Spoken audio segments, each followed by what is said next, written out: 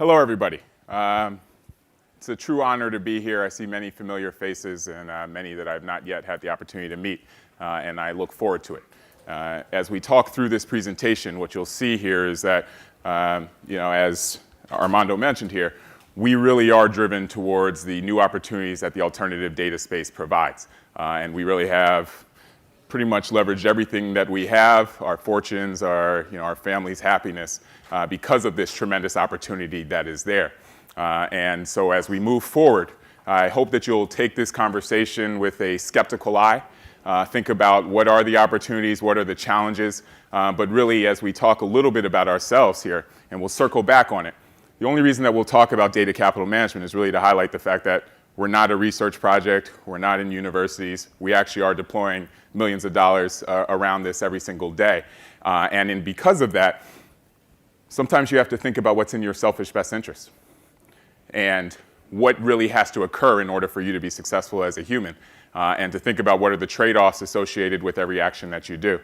And so when we sit here today, really, we have set ourselves up towards this economy.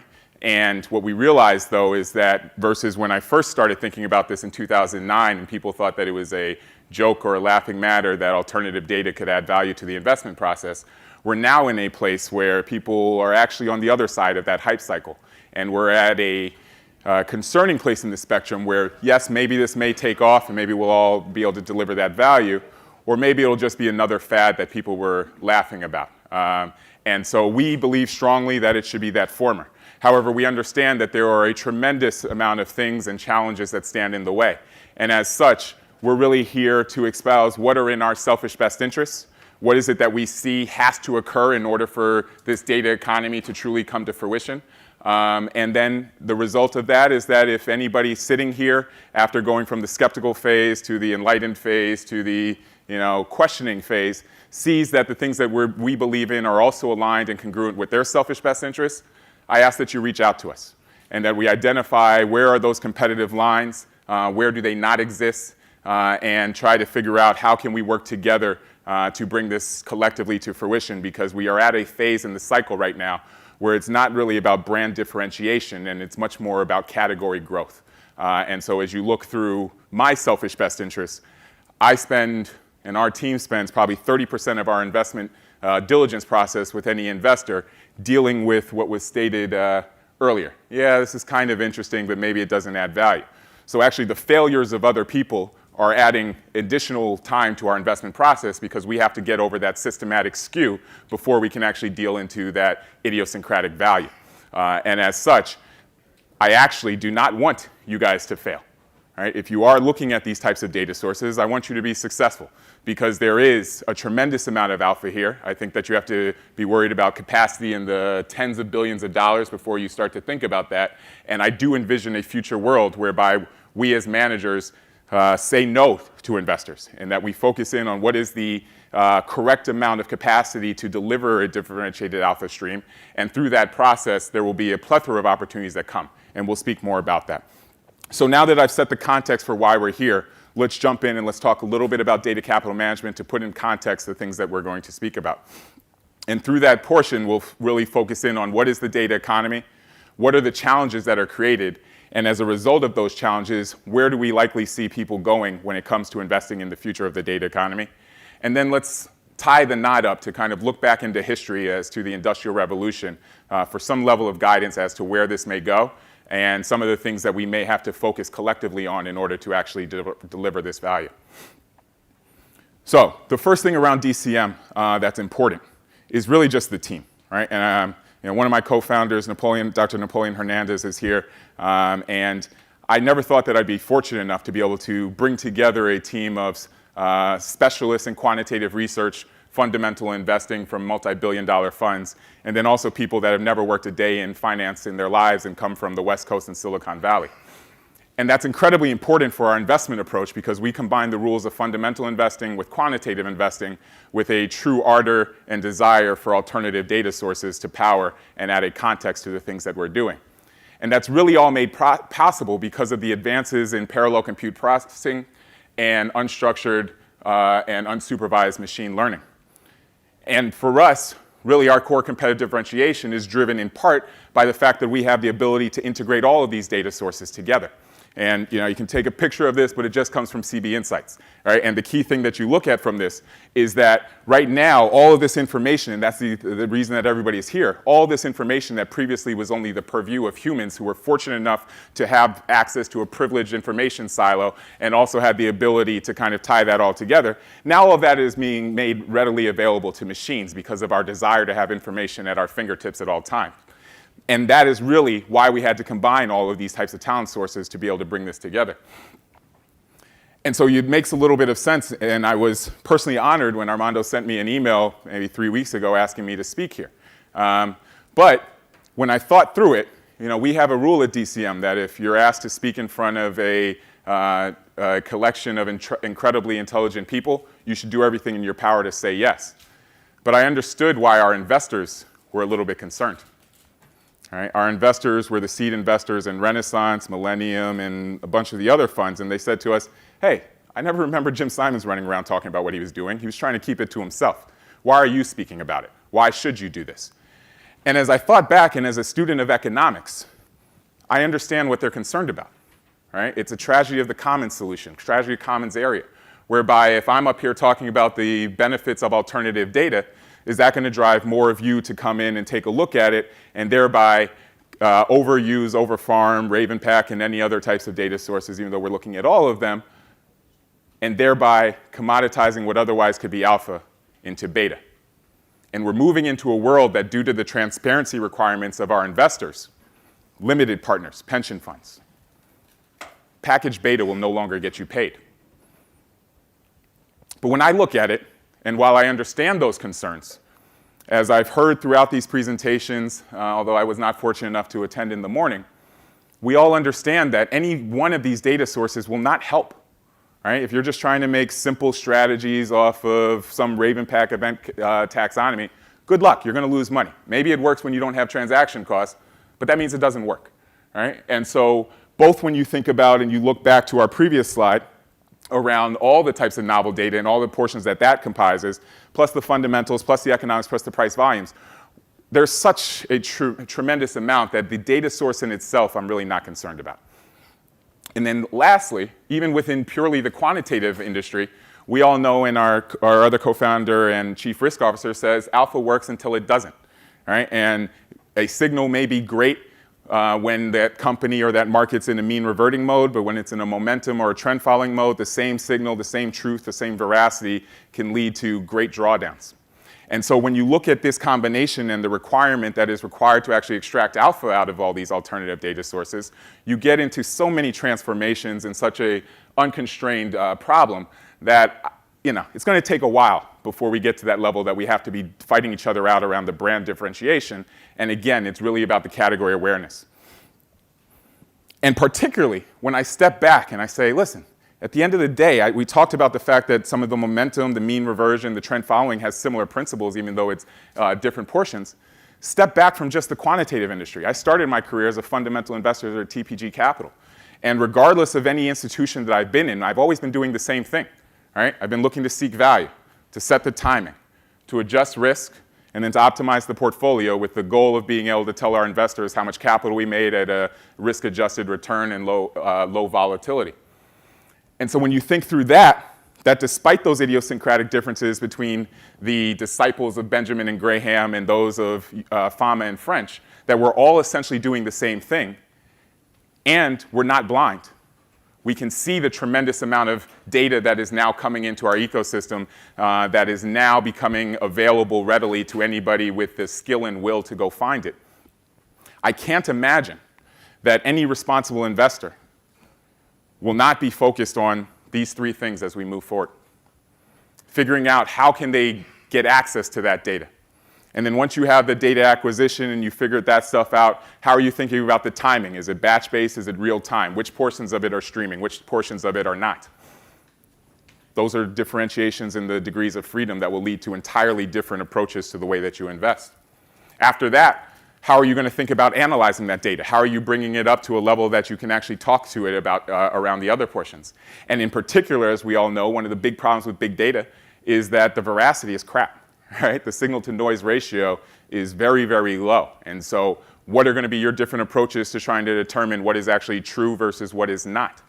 And then finally, once you have the ability to pull in the data, you have the ability to run some analysis on it, all of our process flows are very different in terms of how are we going to make a decision, what types of risk tolerances are we actually going after, and how do we portray to our investors why we are the best stewards of their capital.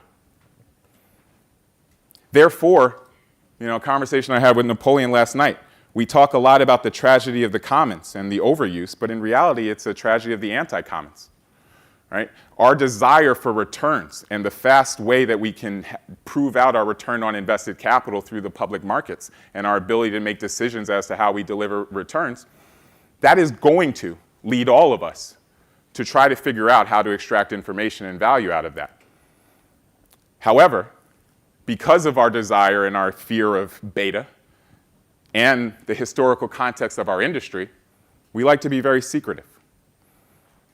We like to act as if we're the only one going about solving a problem that we know a plethora of others are. But we hold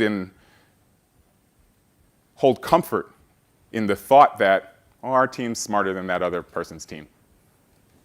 Napoleon's one of the smartest people I've met. Jack's one of the smartest people I've met, as is Ali, as is Chris.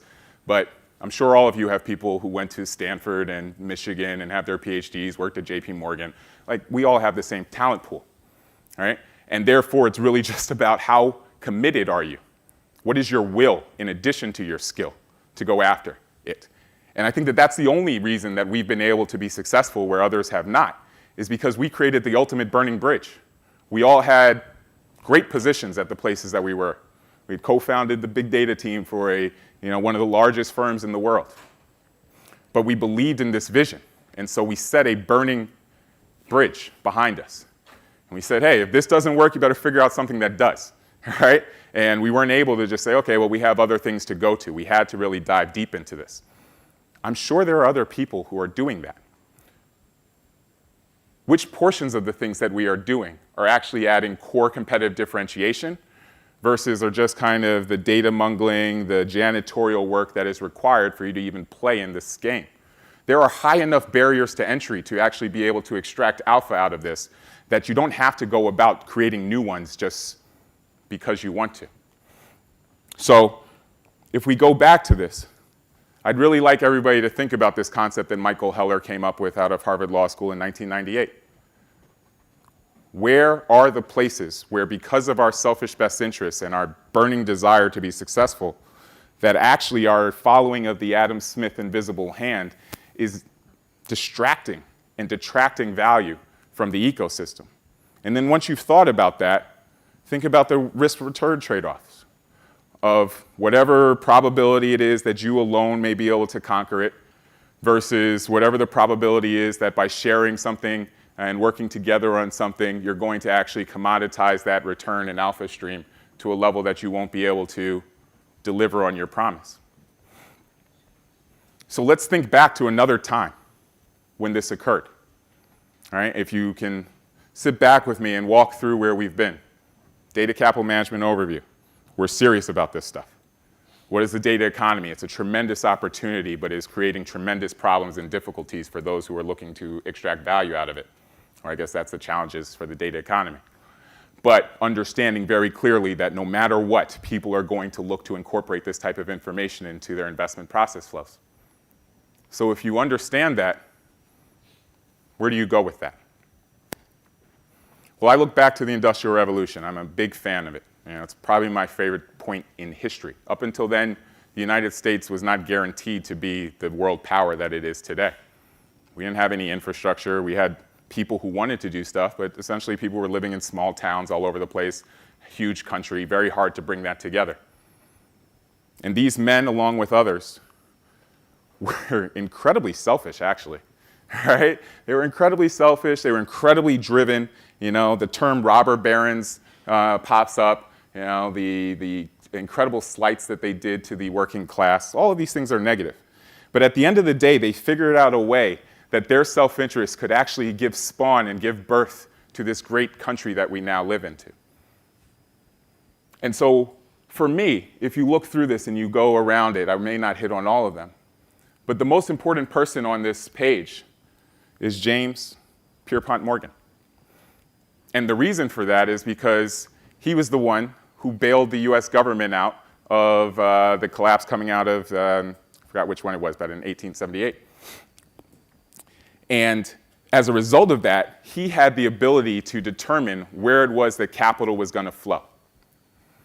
And he was not one who cared about the railroads the way that Vanderbilt did, who cared about oil the way that Rockefeller did, who cared about bridges at the beginning the way Carnegie did, but then later on steel in general. He just cared that the ecosystem and the economy grew.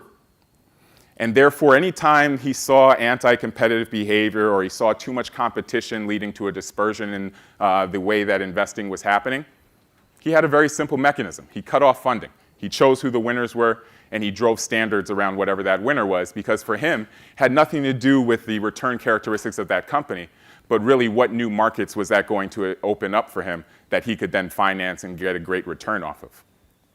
And so these are the issues, right? There's probably a lot more, and I'd love for people to add to them.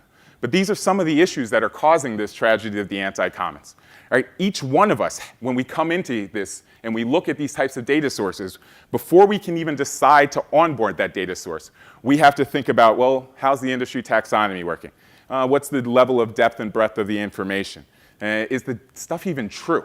Do they do what they say they do? Because if you look at the contracts, they've come up with 1,000 different ways to say, hey, it's here, but I just put it there, don't worry about it. Right? Trust me, but you can't sue me around that. So then, if you think through that, and I want to step in around a couple of these things, how does that apply to where we are today? So I didn't, normally when we're at a pure quant conference, I wasn't sure of the audience here. I didn't want to go into too much math, but I will hit it on one thing here, which is if you look at news and the arrival of news, it very much is similar to a kind of earthquake process. Right? It's coming in clusters, right? And the arrival effect is interesting, but then there's also a leverage effect associated with how it turns to balance out after that. And therefore, as we look through it and we've seen it, we said, hey, you can probably think about this fairly similar to a Hawk's arrival process with leverage. And you can apply that and you can do that. Now, what is that applicable to? One little simple score in Ravenpack, novelty. Right? Is it novel? I don't know. Maybe their score says it's novel. We've looked at our data within there. Sometimes their score is novel is true. Sometimes it's not. Maybe you can think of more advanced approaches to replicate what they're doing there. This was interesting, right? Jack was considered one of the best mathematicians at JP Morgan, so we had a lot of fun with this. But once we've got into a place where we say, yeah, our novelty score is better than Ravenpack's, so what? Right? You still have to figure out what to do with that. All right? You still have to figure out what else is the context, every other thing around there. So when you look at that, normally I'd say, oh, well, do I want to share that with people? I saw today any mathematical formula that was up on a screen, everybody was writing it down, trying to think about it. Please, go ahead, come up with a better approach. All right? Come up with a better approach. But if you come up with that better approach versus what we've done and we've kept that to ourselves and we think that maybe that drives some competitive differentiation, why not give that back to Armando? All right? Because maybe this is what we were focused on along with a lot of other things, but when you take the crowd and all the things that they're focused in on, some of those do drive core competitive differentiation. I do not believe that a novelty score, a more accurate novelty score, really drives that much competitive differentiation.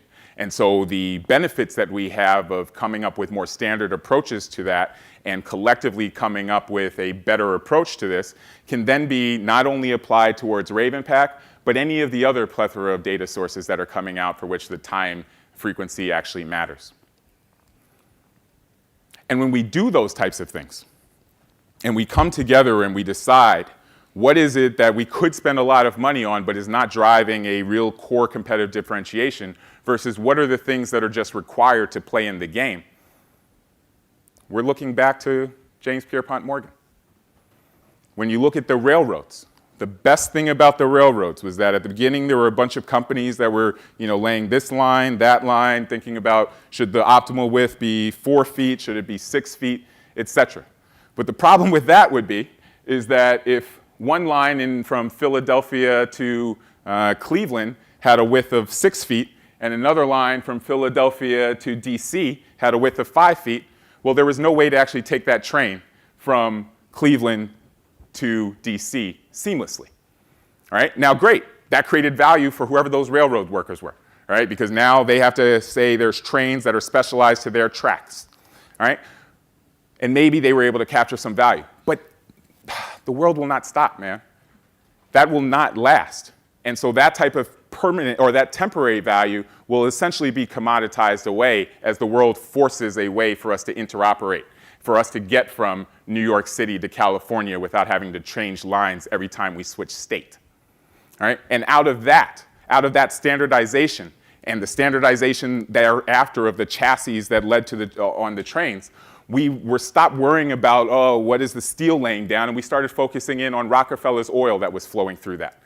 And because Rockefeller could flow his oil through that seamlessly at a lower cost and not have to pick up and transport, you know, an entire next industry was able to thrive, least of which the automobile industry, thinking about the derivatives out of that gas processing. So that's the same thing that we have here, right? We can look at it, and anybody who's dived into Ravenpack's data, you know, hey, the taxonomy is okay. It's good. It may not be their problem, right? It may not be their fault. It's the fault of the general industry because the QSIPs, the ISINs, everything else doesn't really speak together. Well, it doesn't speak together because they don't want it to speak together, right? Because they want to drive this type of differentiation such that they can actually drive their value out of some level of brand differentiation, marketing, and the network effects around there. What technology is doing is it is breaking down those network effects. It is adding transparency such that we can identify who is the best in class, not as who is the best in marketing. All right? And once we do that and we focus in on who is the best at their specific thing, all right? I grew up across the river in Brooklyn. We had this saying, stay in your lane, right? Like, we'll do whatever it is best, all right? And once everybody focuses in on what it is that they do best, and they realize how by contributing that to society they can actually capture that value, then we get into the place that actually enabled Ford to become the commonplace name that it is. It had nothing to do with their car, their chassis. It had to do with his innovation around the production plant and the specialization of that and then moving it forward. And through that, every American was enabled to have a car. And because of the railroad or the highway acts, we actually had paved roads for those cars to actually go down. And therefore, McDonald's was able to pop up along every single highway. An entire ecosystem came out of that. And yes, would Ford potentially have been richer had he been able to do all of that? Sure, but he would have failed in the process. And therefore, because we're in a place where this tremendous green land is waiting for us to put up steel architectures around it, we really have to think about what is going to enable this to come to the next portion of the society. And the last thing that I would focus in around that, and this is actually, I think, in the context of what I believe should occur, the biggest issue around that is permissible data use rights, all right? Whereby I'm sure that Armando's getting all these different emails from all of us saying, hey, this thing sucks, that thing sucks, make this better, all right? But is he able to espouse that? Is he able to share that? Probably not, because it's our data, all right? I don't know how core competitive differentiating that is, all right? We may be looking at it, but by espousing that information, does that say what our investment strategy is? No, I don't believe that it does. Furthermore, we're in a world where data enables you to just deaggregate, aggregate, depersonalize, and the like. So you can say, hey, I found this issue without actually saying that it was attributed to you. And if we can create in a similar manner of these understandings of privacy, permissible data use rights, aggregation, disaggregation, then we can do what Market was originally formed for back in 2001, which was to solve an issue amongst the large banks where they all had very interesting data and the likes. They all were doing different transactions, but they had no idea how to compare. And they didn't want to ask anybody because that would give too much competitive differentiation as to what they're doing. Look at them now. Like, how they're managing their trading costs doesn't matter. Their entire businesses have been commoditized away. All right? So in that context, they set up this enterprise to be able to share this information in some level of a safe zone. Now, Market has since expanded into many other things, but that is the core of it. And that's really what we need to be able to come together to do, to figure out where are those things where there is a core competitive differentiation and therefore we want to hold that close to our chest, versus these are things that we know we just have to do, that it is only our pride and hubris that says that we're doing it the best, and therefore we should think about how we can maximize general value and grow the category pie. And when we do this, I circle back to actually having veracity. Right? Our successes, I'm sure, will inspire other people to do it. Again, if I thought that the world was going to stay in a place where everybody had to be $38 billion funds, I'd be less concerned about it. But in a place where people are going to do fine in the $1 billion to $5 billion range, I think that there's room for all of us. That is a percentage impact to our value on a long-term basis. These other things, the lack of veracity, having professors come up here and say, yeah, you can do this stuff, but it's essentially just going to look like the same as whatever, what did you say, the small cap index around that. All right? Those are the things that are going to lead to investors no longer believing in it, therefore managers not investing in it as highly, therefore VCs not funding it as highly. And so what you'll see is that a company like Ravenpack that is currently very innovative will slide down and become just another Bloomberg. And even worse, smaller companies who are thinking about, hey, how can I throw drones into the air to see what's going on as opposed to satellite imaging? They'll never be able to find the funding associated with it because some investor will remember, yeah, it's nice, but it's really just good for academics. And then that really is what ties me back to Andrew Carnegie. We all remember him as the steel magnate, but at the beginning, all he was a bridge builder. And he went to steel because at the time, no bridge could actually cross the Mississippi River, therefore connecting the West Coast to the East Coast. They kept falling down anytime a train came on it. And he found steel, this structure that was actually new and would enable the next generation to flourish. But even at that time, nobody trusted it. So then he went and he found Barnum and Bailey and he got the elephants and he marched it across the bridge because during that time, people felt that no elephant was silly enough to cross an unstable structure. And after that moment, on June 14th, 1874, veracity was shown to the world. And people started to think about how can they incorporate steel into all of their process flows. And all of the buildings and edifices that we have the fortune in New York City to be surrounded by, all would not be made possible if not for that moment. And therefore, I'm here because data capital management is that Carnegie moment. That is what we set ourselves up to be. All right? We do not get to create research reports. We do not get to deliver returns that don't have transaction costs associated with it. At the end of the day, our investors ask us a very simple question. Did you make money or did you lose money? And if I have to answer that we lost money, it's a bad day for me. It's a bad week for me. You guys all know that. All right? So I'm very fortunate that we are able to say, make money, lose money, the former associated with that. All right? But it's important. Again, that's our idiosyncratic capabilities. I'm more focused on the 40% of my time that is dealt with systematic impacts. Therefore, it's important that if you actually are going to run around and say that you're marketing big data, you're a big data fund, you're incorporating these things into it, do it correctly. Do it in a way that is actually going to give you a chance to add value. And even then, if you fail individually, well, at least you've contributed something. All right? So I'm here today, and I'll circle back to where I started. I'm here because we believe in a tremendous opportunity that has become arisen due to our desire to have information at our fingertips. That opportunity has enabled a tremendous plethora of information sources that were previously only the domains of humans to now be machine readable in a real-time source. However, that is only one portion of the work that is required to actually bring this data economy to fruition. True veracity is a demand for any change. Therefore, please, if there is anything that we can do, let us know.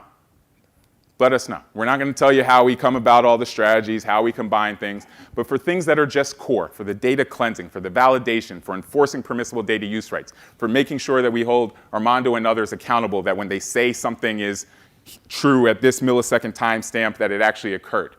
Those are things where that individual improvement are helping all of us, and therefore it is our job to understand that those externalities that are now currently not being internalized will only deliver true value if each and every one of us stands up, either decides to invest our time in this or to leave it completely alone. But that if you are driving into this, that you are committed to delivering in on your Carnegie moment. So please, thank you very much, and I look forward to seeing you all at the drinks later on. I have some questions. So we Sure. have time for just a couple questions. Sure. think he has a mic. So I think the argument which you made makes sense from an investor point of view, one who consumes data. We would want something which is very structured in a way which everybody can commonly use. But from a data vendor point of view, I think you will find less support because their core competence is, what they do. How would you convince them to, have this common structure for data and they can still compete as It's a great question. That's why I'm not too interested in talking to vendors all the time, right? This type of stuff will not, it is in their selfish best interest to ensure that there are silos, right? It really is. Therefore, the only people who can drive this type of change are the demanding customers. And at this early stage, that is why we have to, again, come back to that time where Carnegie, Vanderbilt, JP Morgan, and a few others all understood that it was in their selfish best interest to get done what they needed to do, but that they had to come together where required to enforce some level of structure.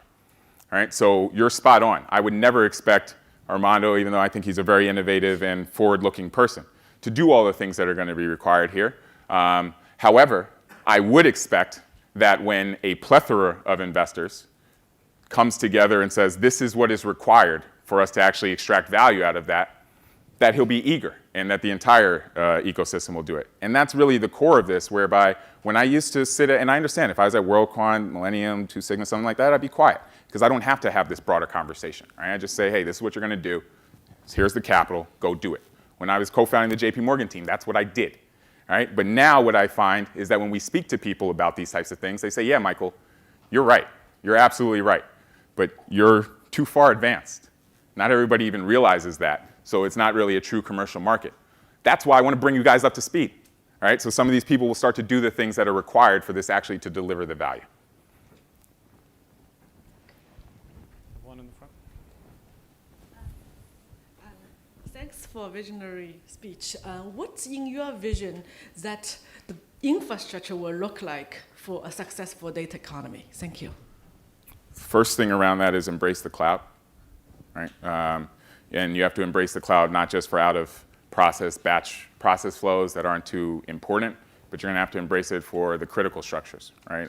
At other conferences, we talk more about our technology, and we really, you're going to have to also bring in people from the West Coast.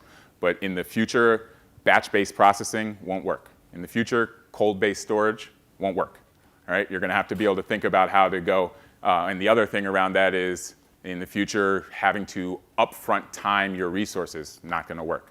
You're going to have to move into a reactive world where you can bring up resources on demand and you have the ability to integrate information. Right? That's why we spend a lot of our time, and I'm out in Silicon Valley once a quarter. Right? Because really what we do is we bring those technologies over to the East Coast. It's a lot of work to be done. I think we would have failed at it if we didn't have, that was our only opportunity to be able to be successful. But happy to chat more to anybody who's interested in figuring out ways. And maybe there's portions of what we've done that aren't corely differentiating, and we can think about exposing that in a manner to help others. The key thing around this is that I don't get paid to think about this stuff anymore. Right? I used to get paid when I was the head of strategy at JPM, Intelligent Solutions. I used to get paid for that stuff. Now, I rarely have time. That's one of the reasons I like these speeches, because they force me to think about it. Right? So one of the things that we ask for people who have large organizations, happy to tell you what it is. I just can't take the time to think about it 24/7 and to actually turn those thoughts into action. But many people do have that organizational structure where they can afford to do that. Great. Michael, thank you very much for your speech. Thank you.